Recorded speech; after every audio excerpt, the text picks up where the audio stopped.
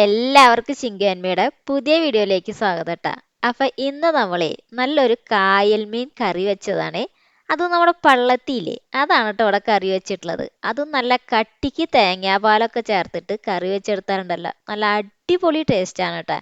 അപ്പൊ ഞാൻ ആദ്യമൊക്കെ എപ്പോഴും ഈ പള്ളത്തിയൊക്കെ കിട്ടുമ്പോൾ നമ്മൾ വറക്കാറാണ് ട്ടോ പതിവ്. അപ്പൊ ഫ്രൈ ചെയ്യുന്നതിനേക്കാളും നല്ലത് കറി വെക്കുകയാണെന്ന് എല്ലാവരും പറയും. അപ്പൊ നമുക്ക് കറി വെച്ചിട്ടുള്ളതൊന്ന് ട്രൈ ചെയ്ത് നോക്കാമെന്ന് വിചാരിച്ചിട്ട് ചെയ്തതാണ്. പക്ഷെ അടിപൊളിയായിട്ടുള്ള ടേസ്റ്റ് ആണ് കേട്ടോ. നിങ്ങളെല്ലാവരും മസ്റ്റായിട്ടും ഇതേപോലെ ഒന്ന് ചെയ്ത് നോക്കണേ. അപ്പൊ അതേ പള്ളത്തിയൊക്കെ ഇവിടെ വെച്ചിട്ടുണ്ട്. ഇനി ഇതിനൊന്ന് ക്ലീൻ ആക്കി എടുക്കണം കേട്ടോ. അപ്പൊ ക്ലീൻ ആക്കി എടുക്കുന്ന വീഡിയോ അറിയാത്തവർക്ക് വേണ്ടി മാത്രമാണ്. അപ്പൊ നമുക്ക് ഇതിന്റെ ചെതമ്പലൊക്കെ ഒന്ന് കളഞ്ഞെടുക്കാം. അതിനുശേഷം അതിന്റെ ആ ചിറകുകൾ ഉണ്ടല്ലോ അതൊന്ന് ഇതേ കത്രിക വെച്ച് വെട്ടിയതിന് ശേഷം പിന്നെ നമുക്ക് ഇതിന്റെ കഴുത്തിന്റെ സൈഡിൽ നിന്ന് ഒന്ന് ഇതേപോലെ ഒന്ന് വരിഞ്ഞു കൊടുത്തിട്ട് കത്തി വെച്ചിട്ട് തന്നെ വേഗം ഒന്ന് ഇതേപോലെ എടുത്തു കഴിഞ്ഞാൽ നമ്മുടെ പള്ളത്തി ഇവിടെ ക്ലീൻ ആയിട്ട്. ഇനി ഇതിലേക്ക് കുറച്ച് ഉപ്പും അതുപോലെ തന്നെ കുറച്ച് വിനാഗിരി ഒന്ന് ചേർത്തിട്ട് നന്നായിട്ട് തന്നെ ഒന്ന് മിക്സ് ചെയ്ത് എടുത്തു കഴിഞ്ഞിട്ടുണ്ടല്ലോ, ഇതിന്റെ ഒരു ആ ചേറുമണൊക്കെ ഉണ്ടല്ലോ, ഇപ്പം അതുപോലെ തന്നെ അഴുക്കൊക്കെ നന്നായി പോയി കിട്ടും. ഇനി ഇതേ ഞാനിവിടെ ഒരു ചട്ടി വെച്ചിട്ട് അതിലേക്ക് ഒരു 2 ടേബിൾ സ്പൂണോളം വെളിച്ചെണ്ണ ചേർത്ത് കൊടുക്കുന്നുണ്ട്. പിന്നെ ഇതിലേക്ക് ഇഞ്ചി ഇതേപോലെ ചെറുതായി അരിഞ്ഞത്, അതുപോലെ തന്നെ വെളുത്തുള്ളി ഒന്ന് നീളത്തിൽ അരിഞ്ഞെടുക്കുന്നുണ്ട് കേട്ടോ. ഒരു പച്ചമുളക് ചേർത്ത് കൊടുക്കാം. പിന്നെ ഇതിലേക്ക് കുറച്ച് കറിവേപ്പില, അതുപോലെ തന്നെ ഒരു 10 ചെറുള്ളി വളരെ ചെറുതായി അരിഞ്ഞതും കൂടി ഇതിലേക്ക് ഒന്ന് ഇട്ട് കൊടുത്തിട്ട് നന്നായിട്ട് തന്നെ ഒന്ന് മിക്സ് ചെയ്തെടുക്കാം. ഇങ്ങനെ ഇത് ഭയങ്കര നന്നായിട്ടൊന്നും വഴഞ്ഞു വരേണ്ട ആവശ്യമില്ല. ജസ്റ്റ് അതിൻ്റെ ഒരു കളർ ഒന്ന് ചേഞ്ച് ആകുമ്പോൾ അതിലേക്ക് ഇതേ ഒരു തക്കാളി ഒന്ന് ഇട്ട് കൊടുക്കുന്നുണ്ട്. അങ്ങനെ തക്കാളി ജസ്റ്റ് ഒന്ന് മിക്സ് ചെയ്തതിന് ശേഷം അതിന് നന്നായിട്ട് വഴറ്റേണ്ട ആവശ്യമില്ല കേട്ടോ. അതിലേക്ക് പൊടികൾ ചേർത്ത് കൊടുക്കാം. അപ്പം ആദ്യം തന്നെ കാശ്മീരി മുളക് പൊടി ഒരു 2 ടീസ്പൂൺ ഇട്ട് കൊടുക്കുന്നുണ്ട്.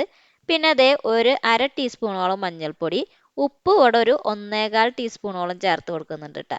അങ്ങനെ ചേർത്ത് കൊടുത്തിട്ട് ഇതിനെ നന്നായിട്ട് തന്നെ ഒന്ന് മൂപ്പിച്ചെടുക്കുക. അപ്പോൾ ആ പൊടികളുടെ ഒക്കെ ഒരു പച്ചമണം ഒന്ന് മാറി കിട്ടണ വരെ നമുക്ക് അതിനെ നന്നായിട്ട് തന്നെ ഒന്ന് മിക്സ് ചെയ്തെടുത്തതിന് ശേഷം ഇതിലേക്ക് ഞാനുണ്ടല്ലോ കുറച്ച് മാങ്ങ ചേർത്ത് കൊടുക്കുന്നുണ്ട് കേട്ടോ. അപ്പം അത്യാവശ്യം പുളിയുള്ള മാങ്ങയാണ്. അപ്പോൾ അതൊന്ന് ഇട്ടിട്ട് ജസ്റ്റ് ഒന്ന് മിക്സ് ചെയ്തെടുത്താൽ മാത്രം മതി. ഇനി ഇതിലേക്ക് രണ്ടാം പാല് ഒരു 1.5 കപ്പോളം ചേർത്ത് കൊടുക്കുന്നുണ്ട് കേട്ടോ. അങ്ങനെ അതൊന്ന് ചേർത്ത് കൊടുത്തിട്ട് ഇതിന് ഇതേപോലെ ഒന്ന് മിക്സ് ചെയ്തെടുത്തതിന് ശേഷം നമുക്ക് ഇതിനൊന്ന് അടച്ചു വെച്ചിട്ട് ഒന്ന് തിളയ്ക്കാനായിട്ട് വെക്കാം. അങ്ങനെ അത് നന്നായിട്ട് തന്നെ ഇതേപോലെ ഒന്ന് തിള വരുമ്പോൾ അതിലേക്ക് നമുക്ക് ക്ലീൻ ആക്കി വെച്ചിട്ടുള്ള മീൻ ഇട്ട് കൊടുക്കാം കേട്ടോ. അപ്പോൾ എല്ലാ മീനും ഇതിലേക്ക് ഒന്ന് ചേർത്ത് കൊടുക്കാം. അങ്ങനെ ഈ മീനൊക്കെ ചേർത്ത് കൊടുത്തിട്ട് നമുക്ക് ഇതിനെ ഇനി വേവിച്ചെടുക്കണം. അപ്പം ഞാൻ ഇവിടെ ഇതിനെ ഇനി അടച്ചൊന്നും വെക്കുന്നില്ല കേട്ടോ. അതിനെ തുറന്ന് വെച്ചിട്ട് തന്നെ നന്നായിട്ട് തന്നെ ഒന്ന് വേവിച്ചെടുക്കുകയാണ് ചെയ്യുന്നത്. അപ്പോൾ അതിൻ്റെ വെള്ളമൊക്കെ വറ്റി ഇതേപോലെ ഒന്ന് കുറുകി വരുമ്പോൾ ഒന്നാം പാല് നല്ല കട്ടിക്കുള്ളതൊന്ന് ചേർത്ത് കൊടുക്കാം. എന്നിട്ട് ഇതേപോലെ ഒന്ന് ചുറ്റിച്ചെടുക്കാം. ഇനി ഇതൊന്ന് ജസ്റ്റ് ഒന്ന് ഇതേപോലെ ഒന്ന് തിളച്ചാൽ മാത്രം മതി. അപ്പോൾ നമുക്ക് ഇതിനൊന്ന് ചുറ്റിച്ചതിന് ശേഷം ഫ്ലെയിമൊക്കെ ഒന്ന് ഓഫ് ചെയ്യാം കേട്ടോ. അതിന് ശേഷമാണ് ഇതിലേക്ക് നമ്മൾ കുറച്ച് കറിവേപ്പില ഒന്ന് ചേർത്ത് കൊടുക്കുന്നുണ്ട്. അതുപോലെ തന്നെ നല്ല പച്ച വെളിച്ചെണ്ണ ഇതിലേക്ക് മുകളിലേക്ക് ഒന്ന് ഒഴിച്ചു കൊടുക്കാം. അപ്പോൾ അത് ഒരു 1 ടേബിൾ സ്പൂണോളൊക്കെ ഒന്ന് ചേർത്ത് കൊടുക്കുക. എന്നിട്ട് ഇതിനെ നമുക്ക് ഒന്ന് അടച്ചു വെക്കാം.